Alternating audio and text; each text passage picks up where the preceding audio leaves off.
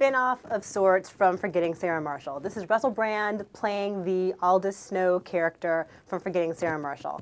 And he stole the entire movie, just obnoxious, preening British rock star, but like brilliant and so funny, and you want to hang out with this guy even though he's totally narcissistic and obnoxious. So here is a whole movie based around him, and he was this, huge rock star, is now in a tailspin, had this horrible new album come out that's been universally criticized.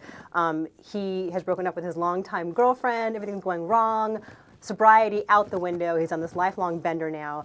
But Jonah Hill, this young up-and-coming record executive, has an idea to revive Aldous Snow's career, do a 10-year anniversary concert at the Greek Theater, this great, awesome show that he did a long time ago when he was at his peak. And his crazy record producer boss, played by Puffy, says, go to London and bring him back here and get him to the Greek. Here's a clip. The music business is failing. I need some brilliant ideas right now. 2 words, Mexican Jonas Brothers. Don't talk. How about ringtones on urinals? I call them flush tones. This is serious out here. I got 6 kids. You know how many Air Jordan 6 black kids wear? We need ideas. Next month is the 10-year anniversary of Aldous Snow live at the Greek Theater. We could put on an anniversary concert. He's rock music personified. I'm a motorist. I want you to go to London and pick him up, then bring him back here for the show at the Greek. Can you handle it? Definitely. It's love. I just want you to know that I respect you. Okay, now that's making me feel uncomfortable. Hey, Aaron Green, yeah, from Pinnacle. Hey, man. Hey. Wow, what? Okay. L2, right. Europe.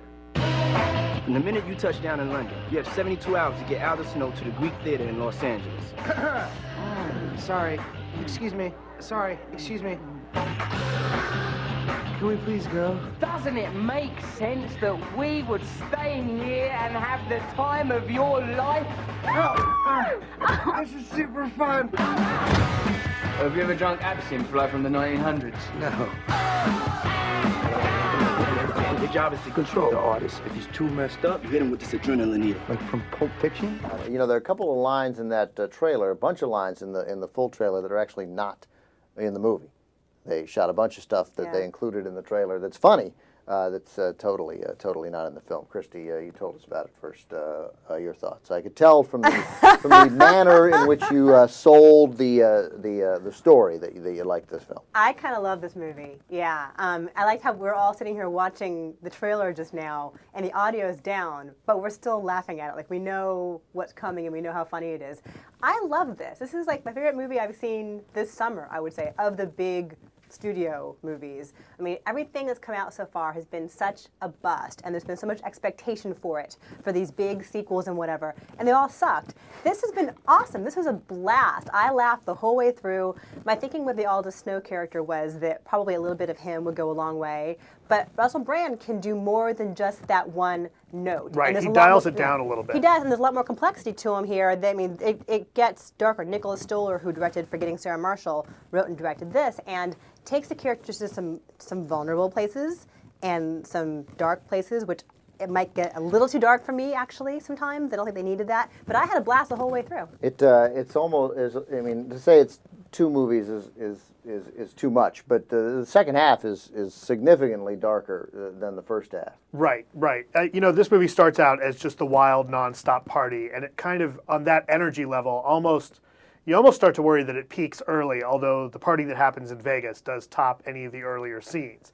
But that being said, it does take this surprisingly serious tone that in certain spots works, and I think in certain spots I didn't really buy it sometimes. It goes too far. It goes a little too far. The moments where Russell Brand is as Aldous, where Aldous is calling his ex-wife, I actually thought that was a really humanizing moment for him.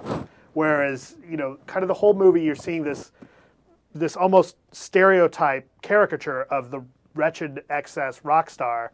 It actually brings him to earth a little bit, and it makes it work. But then there's a little bit after that, you get the moment where, I don't want to give anything away, but it's a moment between, or a whole scene between Aldous and Jonah Hill's character and Jonah Hill's girlfriend, Elizabeth Moss, and that just got really weird. And I like that scene though, because I had no idea where it was going. No, I know they took it in. Yeah, I was positive it was not headed where it ended up heading. Yeah, you know, that scene between on the phone between Russell Brand and his girlfriend, played by Rose Byrne, and if you're a fan of the FX series Damages, which is as good a top 10 television series of the last 10 years, it's awesome. It's an incredible series. To think that that is the same actress who stars with Glenn Close, Rose Byrne can act. She's so good in this. She's great. fantastic. Hilarious It's amazing. And her songs, I have to point out, are hilarious. The video for her songs, Yeah, they're at that edge of thinking nobody would do this, but people would do. No, they're not too far off. That's the thing. They're kind of crazy, like Lady Gaga outfits. Yeah, exactly. She's like exactly. a Lady Gaga / Courtney Love hybrid, sort of. That's what. But I mean, talk about range and funny, and she was awesome. I thought that scene was great, and when it took that darker turn, I wasn't sure whether I liked it either. But then, when it was all done afterwards, as I was sort of leaving or sitting there in the theater thinking about it, I decided, nope, liked that too. It worked for you? It worked. It actually did work, yeah. Okay. I also like the fact that there's not one singular dynamic between Jonah Hill and Russell Brand. Like, it's not just Russell Brand abusing Jonah Hill, and not just Jonah Hill admiring Russell Brand. Like, they become friends, and the power goes back and forth between them as far as who's in charge. Friendship is complicated, like an actual friendship. You get the feeling, no, they actually like each other. Yeah, they look out for each other. They get irritated with each other. They make up, actually. And I believed it. And Russell Brand's loneliness, which is a theme. I don't think we're giving anything away. And he's a big rock star, but maybe he doesn't have any friends.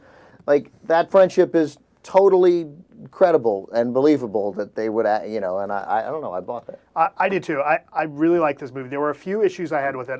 I'm not a big fan of vomit jokes. You know, maybe I'm prudish, but some of the gross out humor is a little too much for me. But it does make sense given the amount of alcohol and drugs they consume. It does make sense. Like if they didn't throw up, it does make sense. And I have to point out, the one that I thought was hilarious and steals his scenes in this movie is Puffy. Puffy's great in this. Diddy is hilarious in this movie. I had no idea that he was going to be that funny, and it makes me think I'd like to see, if not a movie about that character, I'd love to see him do more comedy. I literally went with him from the first couple scenes where I thought, uh-oh, he's going to wreck this movie, to exactly what you said. By the end, I was like, no, he's fantastic. No, part of the fun of it, though, is that it's like a caricature of what you expect Puffy would be like as like the megalomaniacal record mogul. It's hilarious. Yeah, he's good. I tend to be with you regarding Matt. I tend to agree with you about vomit.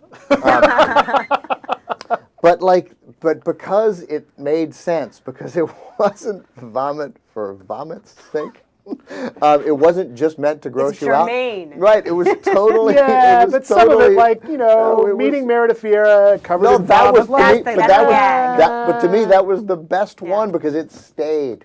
Like, he went through the entire day with vomit on his jacket. I don't know. I thought it was. I don't know. By the time it was over, and it does get darker in the second half, and it becomes sort of about loneliness and isolation, and I don't know. I still thought it was credible. It was definitely funnier in the first half, but I thought the second half held up. But when it was funny, it was extremely funny. Should we do numbers? Yeah, let's do some numbers. Matt, we'll start with you. I'll go first. I think that the movie does have a few issues, but that being said, I give it a solid recommendation. I give it a 7. You know, it's not perfect. It's got its flaws, but definitely go see it. All right, there you go. 7. You're going to be shocked.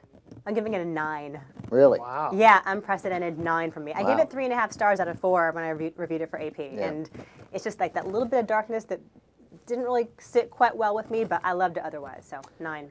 I came closer to you. I gave it an 8.5, which on my sliding scale is an A-. Okay. So it's still I would have given it 3.5 stars out of 4 as well. I thought it was excellent. I thought it was complicated and extremely funny, and I loved it. And our overall rating then comes to an incredibly high and not jank inflated high. This is real. Yeah. Are you second guessing Cenk's numbers in his absence? Not second guessing it.